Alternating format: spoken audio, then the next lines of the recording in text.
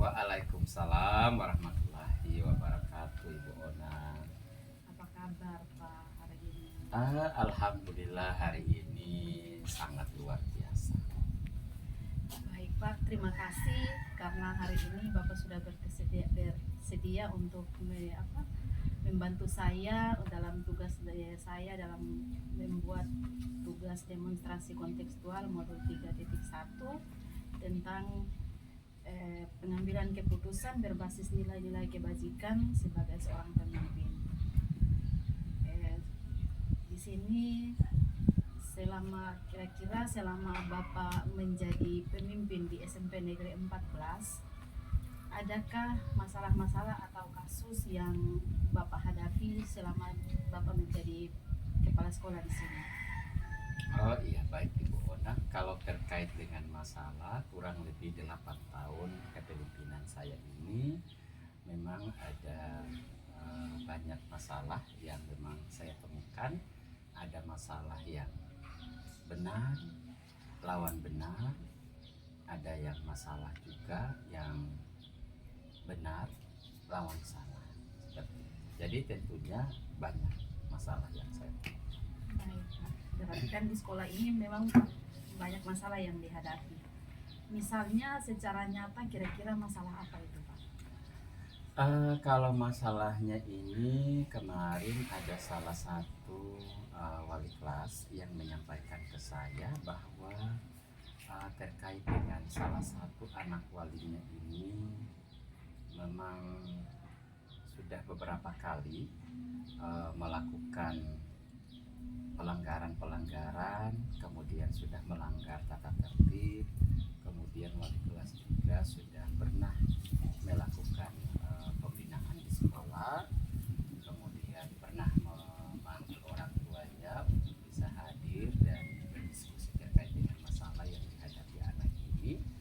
Tetapi lagi-lagi hal itu terulang kembali, sehingga ada wali kelas itu meminta bantuan kepada saya untuk bagaimana caranya untuk menyelesaikan masalah tersebut.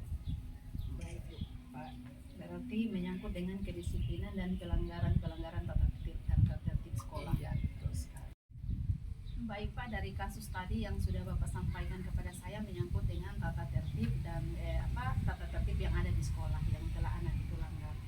Baik, saya ada beberapa pertanyaan yang akan saya sampaikan kepada Bapak menyangkut dengan kasus tadi. Selama Bapak menjadi pemimpin di sini, adakah kasus-kasus yang merupakan dilema etika atau bujukan moral yang Bapak hadapi? Oh iya, baik.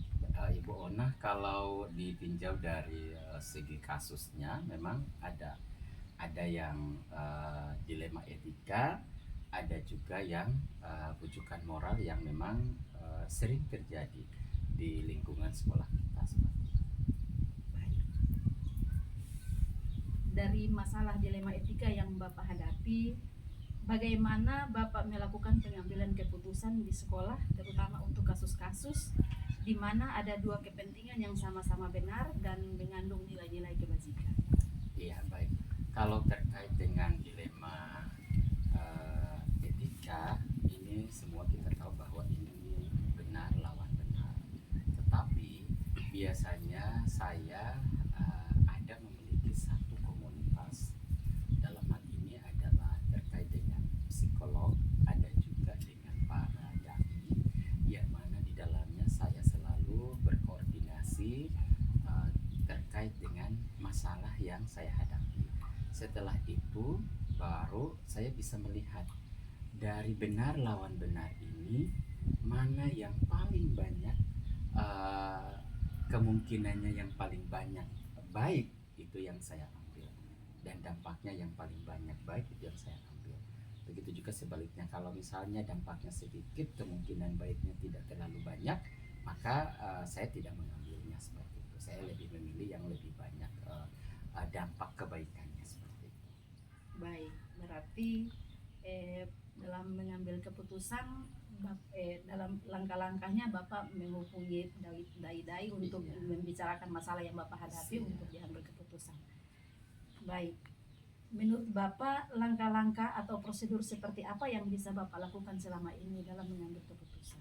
Iya, kalau langkah-langkah kebetulan saya juga pernah eh, melalui satu proses di mana saya juga pernah diajarkan dengan 9 langkah dalam mengambil keputusan, di mana pada 9 langkah itu ternyata ada poin-poin yang memang sudah sangat jelas bagaimana kita menyikapi setiap masalah yang terjadi. Kita menganalisisnya terlebih dahulu sehingga nantinya tidak ada penyesalan dan tidak ada kekecewaan seperti itu. Oke, baik Pak. Dari langkah-langkah tersebut, kira-kira hal-hal apa saja yang selama ini yang Bapak anggap efektif dalam mengambil sebuah keputusan? Iya, baik. Kalau yang menyangkut dengan hal efektif, saya pikir semua langkah yang berhubungan dengan pengambilan keputusan itu semua efektif. Hanya saja kita sebagai pemimpin pembelajaran, dalam hal ini adalah kepala sekolah, harus bisa memahami secara jelas langkah-langkah atau cara-cara yang memang lebih baik yang bisa kita gunakan untuk mengambil keputusan itu agar terjadi win-win solution. Artinya di sana senang, di sini juga senang. Baik, berarti keputusannya kan harus di sana senang, kedua belah pihak itu harus mendapat hasil yang terbaik, sama-sama menyenangkan. Yang berikut, kira-kira hal apa saja yang selama ini merupakan tantangan dalam Bapak mengambil sebuah keputusan pada kasus dilema itu? Iya, ini yang tantangan ini ketika kasus itu, ketika kita dihadapkan dengan kasus yang benar lawan benar, kemudian setelah dianalisis dan dua-duanya memang memiliki dampak serta manfaat kebaikan yang cukup tinggi, ini yang menjadi kendala. Artinya, ketika saya harus memilih di satu sisi, maka akan tersakiti atau di satu sisi orang lain kecewa seperti itu. Makanya terkait dengan kasus seperti ini itu saya melibatkan banyak orang sehingga nantinya kalau saya sendiri bisa jadi cara atau langkah itu sedikit, tetapi dengan melibatkan banyak orang setidaknya itu membantu saya seperti itu. Baik, dalam menyelesaikan masalah tersebut, adakah jadwal tersendiri yang Bapak lakukan dalam penyelesaian masalah? Iya, terkait jadwal otomatis ini dia butuh proses. Jadi setiap masalah tidak harus langsung terselesaikan hari itu juga, tetapi ini dia butuh pemikiran, pertimbangan, dan tentunya butuh waktu. Oleh karena itu, ketika ada terjadi masalah-masalah seperti yang sudah disampaikan tadi, maka saya akan membuat ada jadwal-jadwal tertentu di mana jadwal ini saya harus bertemu dengan ini, di mana jadwal ini saya harus memulai dengan ini, sehingga nantinya pada saat menyampaikan satu keputusan itu tetap tepat pada sasarannya.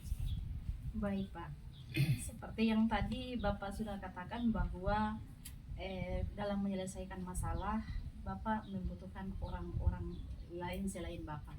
Kira-kira adakah seseorang atau faktor apa yang selama ini memudahkan Bapak atau membantu Bapak dalam menyelesaikan masalah?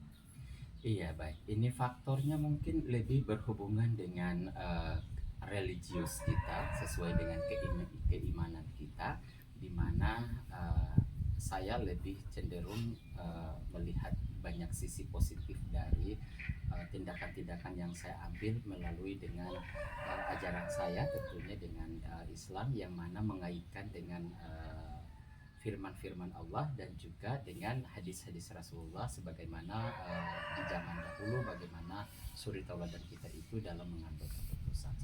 Baik Pak, tadi kan Bapak sudah mengatakan bahwa salah satu faktor yang Bapak pakai untuk menyelesaikan masalah adalah menyangkut dengan keimanan, berarti ada nilai-nilai kebajikannya yang tertanam di dalamnya atau nilai-nilai positifnya.